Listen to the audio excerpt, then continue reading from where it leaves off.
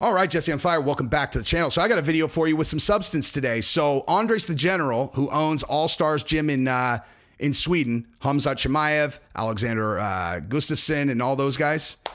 So he made a statement on Instagram today, like a long, long statement, something that he feels very passionately about. And it has to do with fighter pay structure, not necessarily the numbers, but the structure.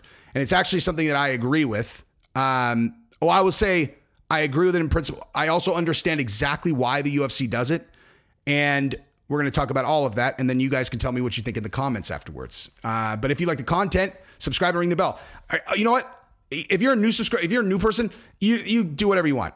I'm talking to the people who watch all my videos and don't subscribe. Look, like I know, I get it. You don't subscribe to channels. I'm just like, think of it as just a box where you're like acknowledging like, yes, I watch a lot of your videos. So I can see it. Because I literally see half my viewers, always half, like watch them and don't subscribe. And these are people who watch them all. I'm take it personally, dude. Even if you think you don't like me, like just, I'm not asking for money. You know, I'm not asking you to subscribe to anything. I'm asking that for the content that I create that you watch, just click the subscribe button if you watch a lot of my stuff. That's all. Anyway, love you guys. Comment if you want after this video. So here's the statement that he made, okay? I'm going to read you a portion of it just because I tend not to read very smoothly when I'm on camera for some reason, so I'll give you guys the gist, right? The title is the fight game fair? And he put this on Instagram. In all my years, I've never ever understood the thought behind not getting your full purse if you lose or draw or get injured. It's a mystery how the people that left it all in the cage gave a blood and guts grind fight, they don't get their full purse. Is it because the incentive to fight gets them to fight harder? And if they don't, then half their purse, blah, blah. It's like, it's literally this long. And all of it is all heavy supporting statements about the fact that when a fighter gets half their purse because they lost, it's unjustified and wrong. And it's like, they've got percentages to pay. They got to pay their coaches. You know, they got to pay agents. They've got to pay for training. They've got to do, they've got taxes. They've got all this stuff. And it's like they need this money. And if they go through an entire camp, they fight their hearts out. You know, they lose a split decision and they get half their purse. It's wrong. I agree, dude. I totally agree with this. Like, here's the thing though. So this shouldn't be rocket science, right? Like why the UFC does it. Okay. If you haven't figured out by now, the way UFC negotiates their contracts or negotiates their deals is they do it in a way that is advantageous to the company. They use their leverage position to get favorable deals for the UFC, obviously. And one piece of leverage that they have is that the inherent mindset of a fighter is that they're going to win. Of course, if you didn't think because think about this, who would sign up to go get into an octagon in front of 30,000 people or 15, 20,000, whatever, and then another, 500,000 viewers, if you knew for sure you were going to go in there and get beat up, knocked out, or submitted? Who's going to sign up for that? Not very many people, right? So, like, of course, they think they're going, maybe losers are all take the money, but guys that are at the elite level for the UFC, they all think they're going to win, of course. They're all chasing the dragon. Like, all of them are after the belt. And so, of course, anyone with that mindset is like, yeah, I'm going to win. I'll win, And so the UFC puts that out there because that's the way that people think in the negotiation. Oh, 100 to show, 100 to win. They're all, okay, 200K, cool. That's how they do their calculations in their mind. It's like, okay, 150 to show, 150 to win. Okay, that's 300K after I pay these guys out, whatever. Like they don't even do it the other way. They don't even do it the other way. Like no one does that. They're okay. It's a 4-fight deal. Let's say I went 2-2, I guess some people might do that, but the guys that would do that are not getting paid very much anyway. So they don't even, who cares? Like who cares? Right. And they're not super valuable. Anybody who's not thinking I'm going to win every fight is probably not very valuable to the UFC. And so they take advantage of that, right? They take advantage of that because both fighters always go into the fight thinking they're both going to win. And they've negotiated their deals as such. But only one of them is going to win, One of them is going to win. I don't know what happens if it's a draw, like if they get their win bonus or not. Like if both guys don't get it. Now, I understand in addition to that, it's about an incentive to fight hard, right? And I totally understand that being their early days of the UFC. I totally get it.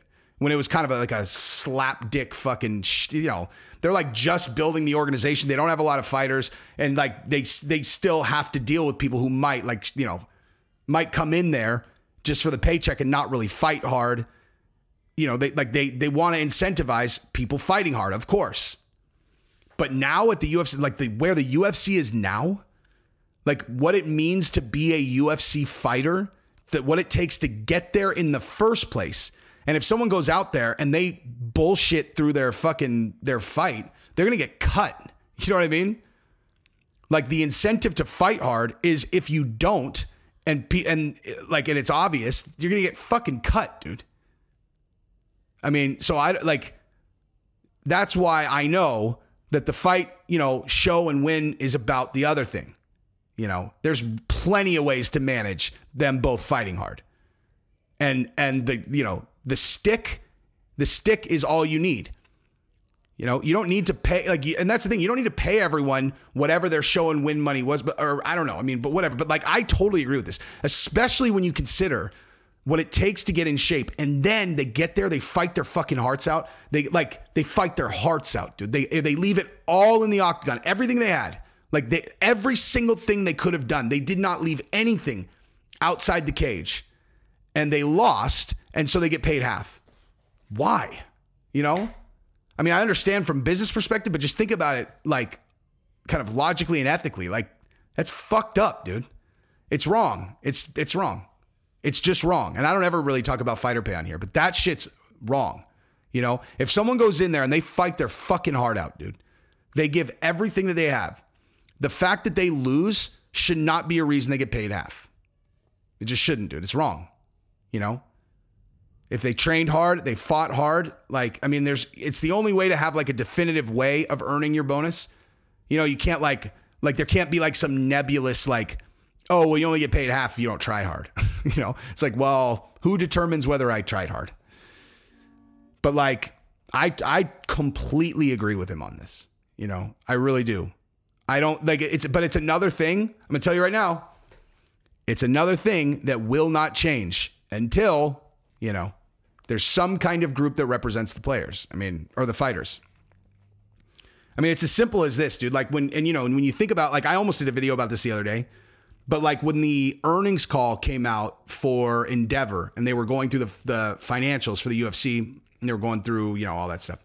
It was and they're well, how much did the CEO of Endeavor make? It's $67 million. You're damn. Now I'm not someone who really jumps in the weeds in terms of well, how much did this one executive get paid, versus whatever, because there's a lot of factors that go into that, stock compensation, whatever. And they're the fucking CEO of the company. But 67 million is a lot of money, dude. That's a lot of dough. And then, you got other, I would imagine Dana certainly gets paid, probably 20 million a year, just right off the top there. Who knows, But then so, and then you think about okay, so if you took an extra, and then they've got their profit. There's a lot of profit in the UFC. All I'm saying is this: the UFC can't afford to pay fairly. And what I mean fairly, I don't mean give everybody, twice the money. But I do think, that, and I'm just I never talk about this shit because I don't really know their books. But, and I guess if you do, everyone gets their show and win money, then yeah, you're going to basically increase fighter pay probably by, I don't know. I know everyone's going to be by 50%. It's well, yeah, but not everybody's pay structures are on show and win. And there's a shitload of money that goes through that's totally outside of that. So you would probably take whatever your fighter pay budget is and bump it by 25 to 30%, 25, 30%. Yeah. Because a lot of the payouts, there's a lot of payouts that are external to that, man. It might even be 20% actually. It might only be a 20% bump to give everybody their show and win, because one side of the fight always gets their win money. I would bet you that it leans heavily towards the person who's getting paid more also, just statistically. But then you've got fighter payout, or I'm sorry, pay-per-view payouts. You've got bonuses. You've got the what do you call it? The sponsors.